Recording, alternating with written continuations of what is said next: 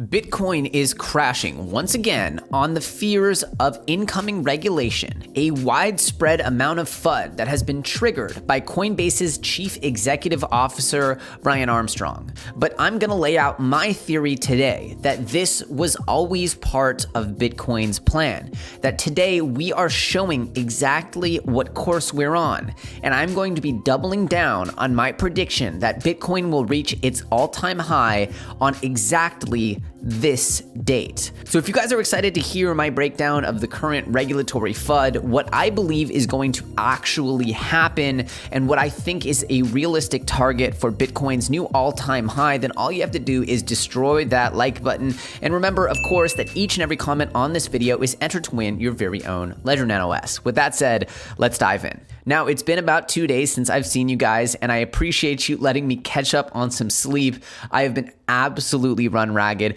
getting my own project ready, dealing with so many meetings and running various teams and talking to some really awesome people and helping set up what I hope is a very impactful project here in crypto land. Now, let's dive into the FUD, and then I'm going to tell you my opinion as to what's going to happen here. We've covered this once before, but I figure let's just give it an overview, and then I'll let you know what I think is going to happen. As you can see, this article is dated November 25th, but there's apparently some fear that there's a new regulation that's going to be rushed out by the Trump administration. You know, what everybody thought was going to be crypto's big savior, the Trump administration. I never thought that because obviously old Donnie has been tweeting his hatred for Bitcoin for years now. However, this is what I see as a big 2017 throwback. As soon as Bitcoin really gets into a serious bullish posturing, we get government-induced FUD. We get bank-induced FUD. We get FUD coming from what seems like an existential place.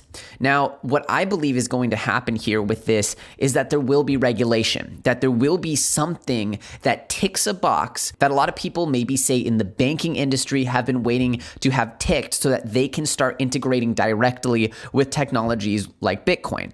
Now, I believe that this might include that all exchanges and all centralized asset providers might need to validate essentially who they're sending funds to off the exchange. Now, this is not the way it works with the current crypto ecosystem. The way it currently works is if you go on to Coinbase or Kraken or anywhere as an American, you have to do KYC, prove your identity, and then you can buy Bitcoin and cryptos with US dollar or with whatever your fiat currency is. Then you can send that currency wherever you want. But I think they're just going to add the step now of you having to essentially KYC one wallet before you send it off. Now, for them to stop you from sending and using the blockchain before an identity is added to a self-custody wallet, I think that would be almost impossible technologically. I don't actually think that technology is there. I think it's purposefully not there with Bitcoin, Ethereum, and other types of unstoppable, immutable technologies like this. That's kind of why they were built this way.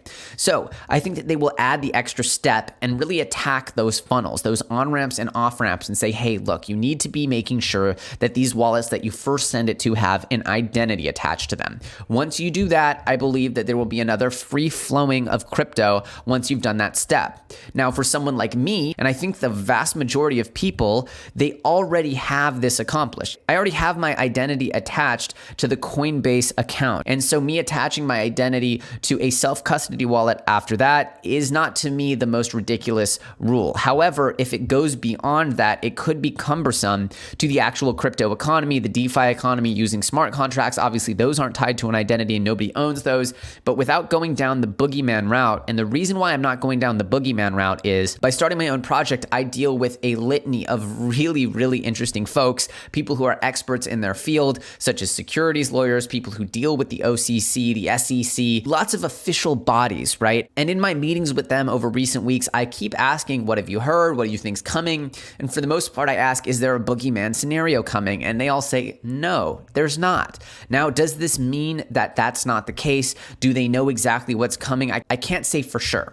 But usually when Bitcoin's bulling sort of without pullbacks, there tends to be some FUD that gets introduced.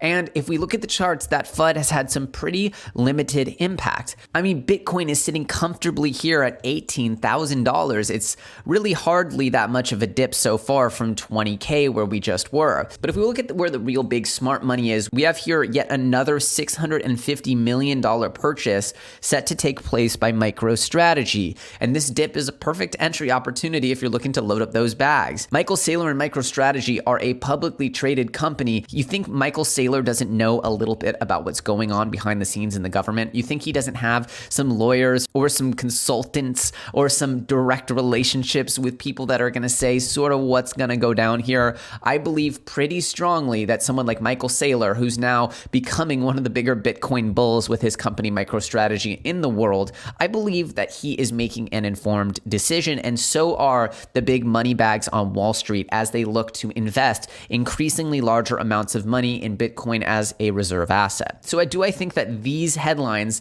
complemented with each other make any sense? Well, I think that there's probably going to be some regulation. There's going to be some kind of payments regulation, but do I think that it's going to completely wipe out the crypto economy that we know and love? No, that's just general fear, uncertainty, and doubt. This is the classic example of not knowing something is way worse than knowing something. Once we hear what they're planning, we can actually understand how it's going to take effect and how it's going to impact the industry. But for now, all we know is that the biggest money bags in the world keep loading up their bags, and that we seem to be more or less on track with historical comparisons for our route back to all-time high. And so let's draw a horizontal line here where we have the prior all-time high of the 2013 cycle, and then we have the end of the year here push, where we had this push at the end of December all the way up, right? We had to push from mid-December up through, mid-January on Bitcoin, where, this, you could make this comparison that this $600 level was kind of a comparable to the $12,000 level. Prior all-time high was about, $1,160. A little bit less than a 20x up there to an all-time high. The relationship between 600 and 1,100 is pretty similar to the relationship between 12,000 and 20,000, just saying. So then we push all the way up. We almost hit 20K, and we come a little bit short, maybe 1 or 2% short of 20K as we just did. And look, this is exactly what happened 4 years ago as we pushed up to the all-time high. We get rejected down, and then a month or so later, we work our way up. If we were to carry this forward and we were to see that in mid-February of 2017, we actually broke the all-time high decisively, well, we're having something quite similar take place now where we have this late December. It's happening a little earlier this year. So we're having an October to December run up here to the all-time high, getting rejected, right? We didn't quite hit 20,000, right? 20,000's up here. If we were to draw another horizontal line here, 20,000's right here.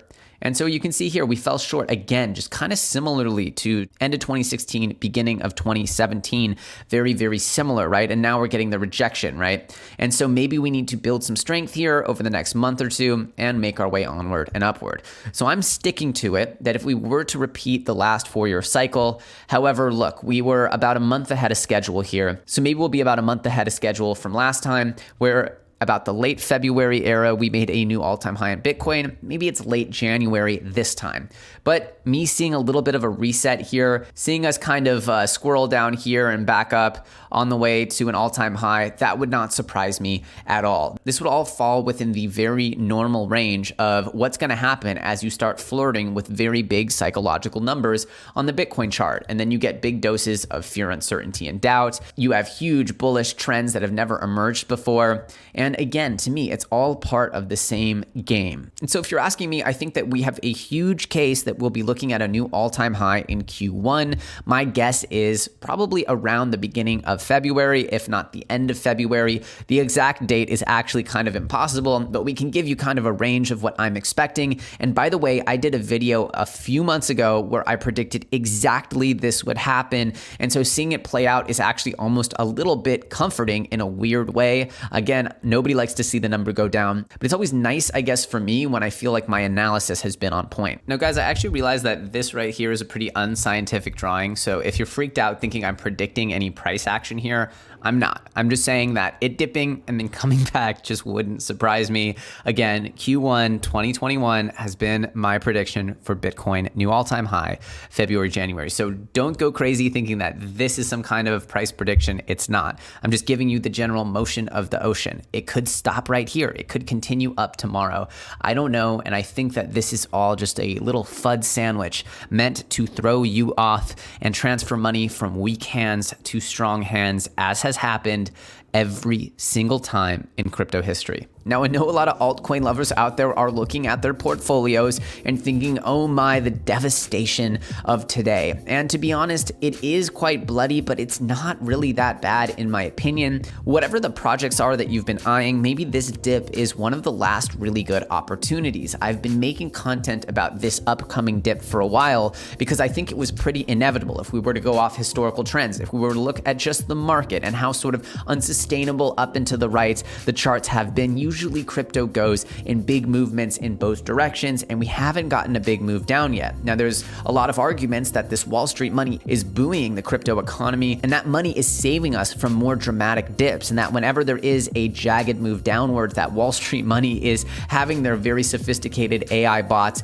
and their limitless amount of capital coming in and sort of saving the day. If that's the case, then we can see a much smoother transition up and down in these motions. However, in the end, a dip is a dip, and that's what we're experiencing. And this is something that I have been talking about. Really, a lot of people have been talking about. I'm certainly not the only one, but I'm saying this isn't making me nervous. And until we have some real specifics on what these travel rules might be, I believe that it's not technically possible to enforce them more than at the exchange level, and that it's going to become really, really tricky for them to do this much beyond just KYCing one wallet for that withdrawal off the exchange, because those are the places that they have all the regulatory control. Between two wallets on an unstoppable ledger, it's pretty impossible to imagine that they'd be able to stop that stuff from happening. And if my wallet is KYC'd, then I should be able to use some DeFi smart contracts and all that jazz. What I care about is mostly not getting ahead of myself, because every time there has been a boogeyman scenario in crypto,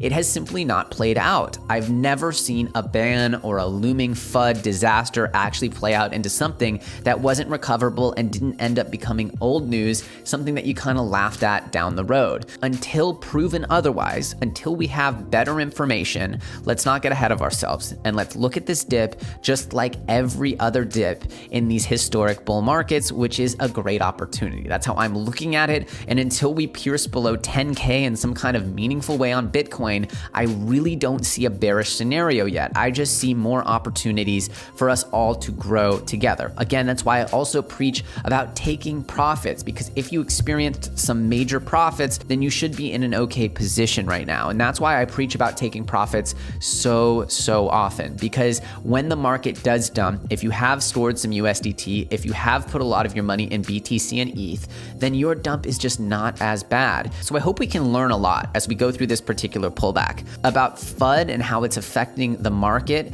and what the real impact will be, which we will see play out, about the actual opportunities that we can look forward to for quote unquote dips in this new bull market with institutional money support, about what an accurate profit-taking strategy can do for your portfolio and what it can save you from on bloody red days, and of course, in general, about overcoming and taking advantage of crypto in the best way possible. And as always, I'm going to be keeping you up to date each and every step of the way and helping you get ahead of this market. If you got some value out of this video, do me a favor, smash that like button. As always, my name's Elio Trades. You can join my Telegram or follow me on Twitter. The links for both of those are in the description. I thank you so much for watching, and as always, I will see you very soon on the next episode.